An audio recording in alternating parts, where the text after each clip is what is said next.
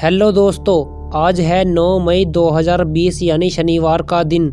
आज की इस वीडियो में हम आपको कुछ बड़ी और ताज़ा खबरों के बारे में बताने वाले हैं, तो कृपया करके आप इस वीडियो को अंत तक देखिए ताकि आपसे आज की कोई भी बड़ी खबर छूट ना सके। तो चलिए दोस्तों, सबसे पहले बात करते हैं कोरोना वायरस केसेस के बारे में पूरी दुनिया भर से। कोरोना वायरस का पूरी दुनिया भर का आज का ताज़ा अपडेट आपकी अपनी स्क्रीन पर है। जैसा कि आप देख सकते हैं, पूरी दुनिया भर में कोरोना वायरस के मरीजों की संख्या 40,26,993 है, जिनमें से 13,93,268 लोगों को बचा भी लिया गया है और 2,76,385 लोगों की मौत भी हो चुकी है कोरोना वायरस के कारण अब तक। तो दोस्तों, ये था पूरी दुनिया भर का कोरोना वायरस का बिल्कुल नया और ताज़ा अपडेट। चलिए अब एक नज़र डालते हैं इंडिया यानी अपने भारत पर।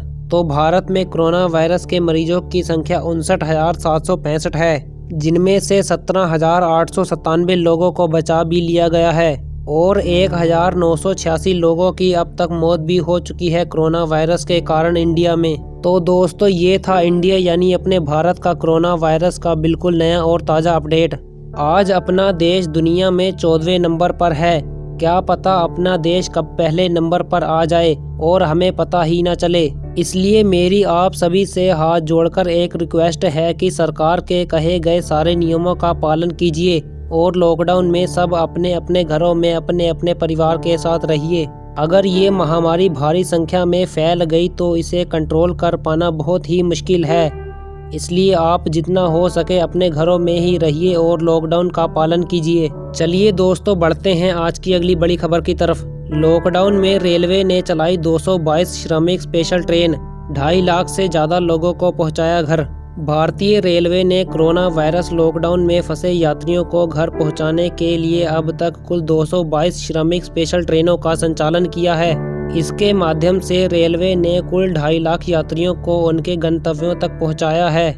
गृह मंत्रालय ने बताया कि सरकार लॉकडाउन के दिशा निर्देशों के तहत ही लोगों को कुछ छूट देने पर विचार कर रही है। देश में कोरोना वायरस लॉकडाउन के कारण दूसरे राज्यों में फंसे श्रमिकों, छात्रों और अन्य लोगों को उनके घरों तक पहुंचाने के लिए भारतीय रेलवे ने अब तक कुल 222 श्रमिक स्पेशल ट्रेनों का संचालन किया है। इसके जरिए रेलवे ने 2.5 लाख से ज़्यादा यात्रियों को उनके गृह राज्य तक पहुंचाया है। गृह मंत्रालय की संयुक्त सचिव पुण्य सलिला श्रीवास्तव ने संवाददाता सम्मेलन में कहा कि सरकार लॉकडाउन के दिशा निर्देशों के तहत ही लोगों को कुछ छूट देने पर विचार कर रही है।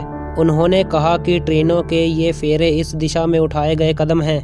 विदेशों में फंसे भारतीयों के वतन वापसी की प्रक्रिया शुरू। विदेशों में फंसे भारतीय नागरिकों की तकलीफों को कम करने के लिए सरकार द्वारा उठाए गए कदमों की जानकारी देते हुए श्रीवास्तव ने कहा कि उन्हें चरणबद्ध तरीके से वापस लाने की प्रक्रिया बृहस्पतिवार से ही शुरू हो गई है और उन्हें विशेष वाणिज्यिक उड़ानों तथा नौसेना के जहाज़ों की मदद से लाया जाएगा।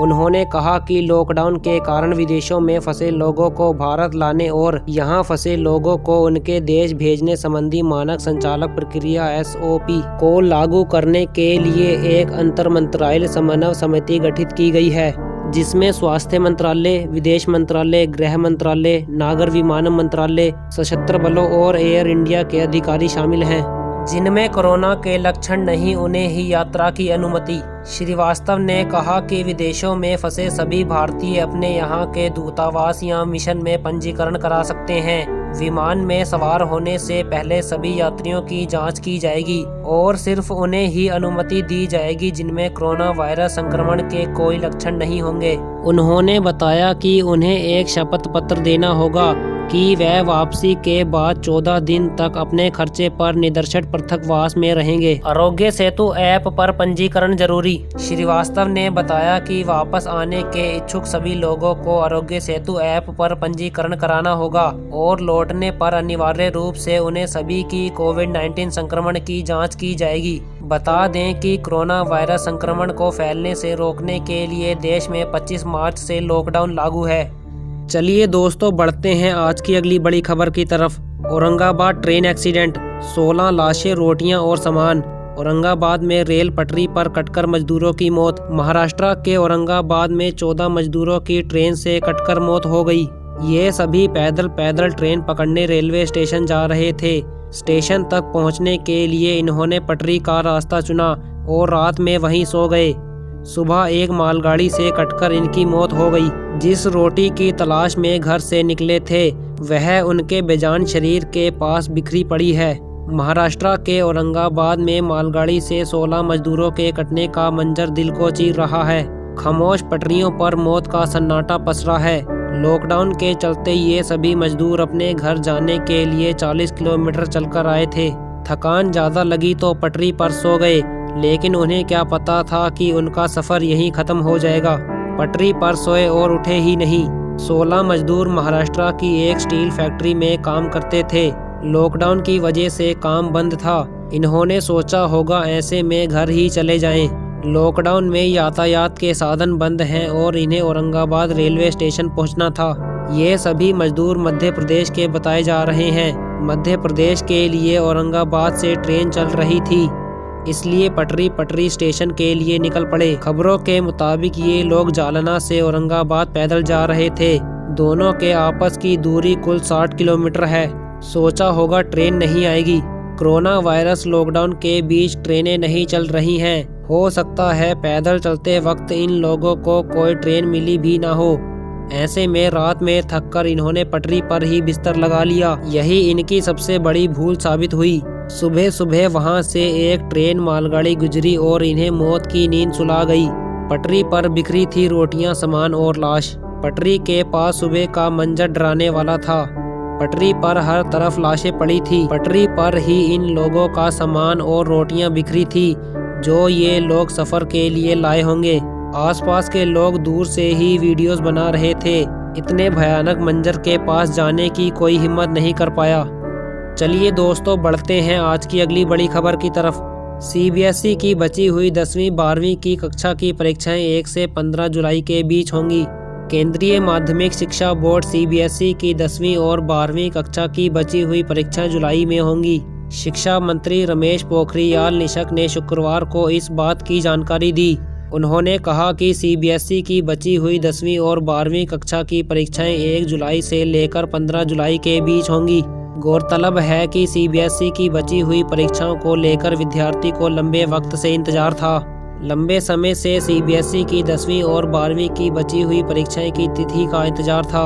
आज इन परीक्षाओं की तिथि 1 तारीख 7वां महीना 2020 से 15 तारीख 7वां महीना 2020 के बीच में निश्चित कर दी गई हैं। मैं इस परीक्षा में भाग लेने वाले सभी विद्यार्थियों को अपनी शुभकामनाएं देता हूं। @HRD ministry.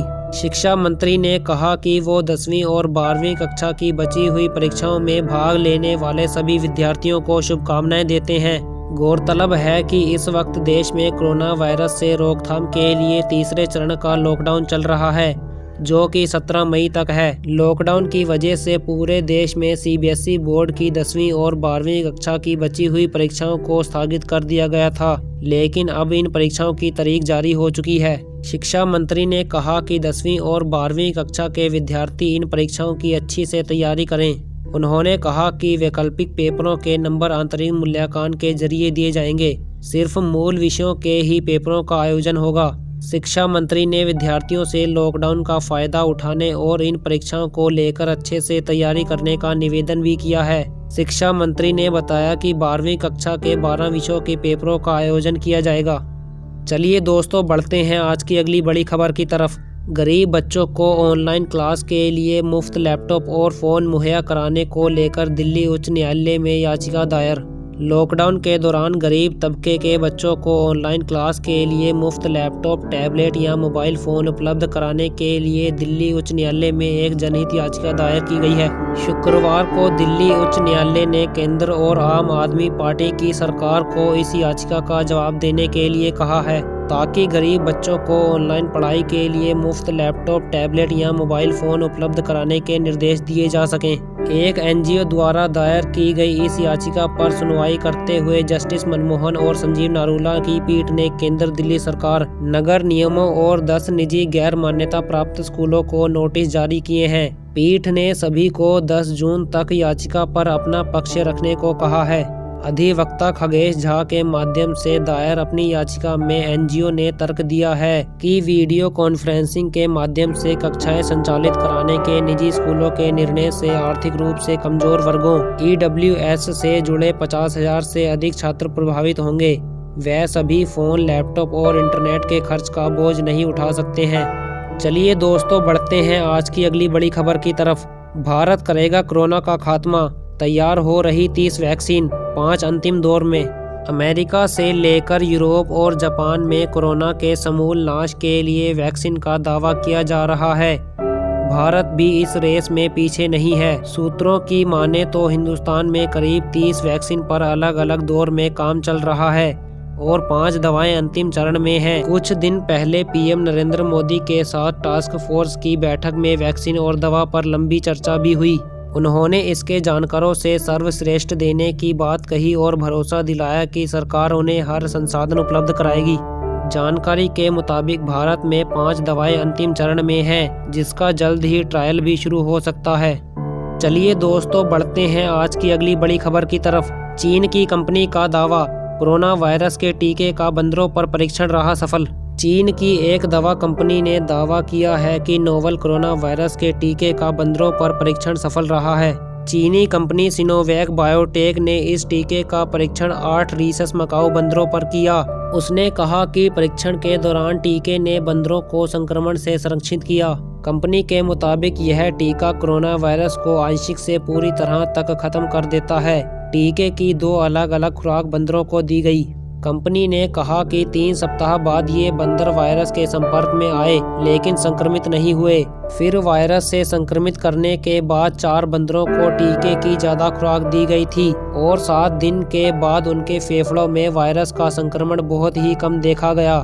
16 अप्रैल से इस टीके का मानव परीक्षण शुरू किया गया है। ट्रंप ने कहा, कोरोना की वैक्सीन बनाने के बहुत करीब है अमेरिका, जापान, ब्रिटेन और चीन में होने वाले वैक्सीन टेस्ट पर ध्यान देने के बाद व्हाइट हाउस में डेली ब्रीफिंग के दौरान राष्ट्रपति डोनाल्ड ट्रंप ने हाल ही में कहा था, हम वैक्सीन के बेहद करीब हैं। हमारे पास इस पर काम करने वाले बेहद कमाल के शानदार दिमाग वाले लोग हैं। उन्होंने आगे कहा, दुर्भाग्य से हम टेस्टिंग के बहुत करीब नहीं हैं, क्योंकि जब परीक्षण शुरू होता है तो इसमें कुछ समय लगता है, लेकिन हम इसे पूरा कर लेंगे। बीबीसी ने अपनी रिपोर्ट में कहा कि प्रेस कॉन्फ्रेंस के दौरान वाइस प्रेसिडेंट माइक पेस और white house corona virus task force के कोऑर्डिनेटर डेबारो बिरक्स भी उनके साथ मौजूद थे। अमेरिकी सरकार के शीर्ष top infection disease expert doctor Anthony foci ने पहले कहा था कि व्यापक रूप से इस्तेमाल के लिए एक वैक्सीन को तैयार होने में 12 से 18 महीने लगेंगे। चलिए दोस्तों, बढ़ते हैं आज की अगली बड़ी खबर की तरफ। कोरोना को फैलने में चीन के वुहान बाजार की अहम भूमिका। WHO विश्व स्वास्थ्य संगठन WHO ने शुक्रवार को कहा कि चीन के वुहान मार्केट ने पिछले साल कोविड-19 के संक्रमण को फैलाने में अहम भूमिका निभाई है। हालांकि संगठन ने कहा कि हमें इस बारे में अभी और विस्तार की व्याख्या करनी होगी। माना जा रहा है कि कोरोना वायरस की शुरुआत चीन के वुहान से हुई। पिछले साल नवंबर में कोविड-19 संक्रमण का पहला मामला यहां के मांस बाजार में पाया गया था। चीनी अधिकारियों ने वायरस के प्रसार को रोकने के लिए जनवरी में बाजार बंद करने का फैसला लिया था और वन्य जीवों के व्यापार और खपत पर अस्थायी प्रतिबंध लगाने का आदेश दिया था। संगठन ने कहा कि यह स्पष्ट है कि वुहान के बाजार ने संक्रमण के प्रसार में भूमिका निभाई, लेकिन किस तरह से यह अभी तक साफ नहीं है। WHO के खाद्य सुरक्षा और जेनेटिक वायरस विशेषज्ञ पीटर बैन ने कहा कि क्या यह एक महज संयोग भर था कि वुहान के बाजार के आसपास पहले कुछ मामलों का पता चला था। उन्होंने कहा कि यह स्पष्ट नहीं है कि जीवित जानवर या संक्रमित दुकानदार ने वायरस को बाजार में लाया था। अमेरिका के सचिव माइक पोपियो ने कहा था कि इस बात के पूरे सबूत हैं कि कोविड-19 का वायरस वुहान के किसी लैब से फैला है। हालांकि जर्मनी की खुफिया रिपोर्ट्स ने पोपिया के आरोप पर संदेह जताया है। कोविड-19 किसी लैब से फैला है, इस बात का कोई प्रमाण नहीं है। वुहान के वैज्ञानिकों ने कहा था कि यह प्राकृतिक रूप से फैला है। पीटर बैन ने आरोपों पर कोई जवाब नहीं दिया। उन्होंने कहा कि ऊँटों को MERS middle east respiratory syndrome virus के स्रोत के रूप में पहचानने में शोधकर्ताओं को 1 साल लग गया था। कोरोना वायरस के स्रोत को पहचानने के लिए अभी देर नहीं हुई है। पीटर बेन ने कहा कि कोरोना ऐसे वायरस के समूह से ताल्लुक रखता है जिसकी उत्पत्ति और संक्रमण दोनों जानवरों में हुई है, लेकिन यह इंसानों में कैसे फैला इस पर रिसर्च के नतीजे आने बाकी हैं।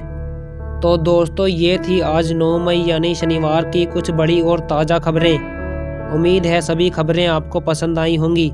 अगर आप रोज़ाना की तरह ऐसी ही खबरों की वीडियोस देखना चाहते हो तो हमारे चैनल को सब्सक्राइब कर लीजिए और पास वाली घंटी को बजाना बिल्कुल भी ना भूलें, क्योंकि हम आपके लिए रोज़ाना ऐसी ही खबरों की वीडियोस इस चैनल पर लाते रहते हैं। इस वीडियो को देखने के लिए आपका बहुत बहुत धन्यवाद।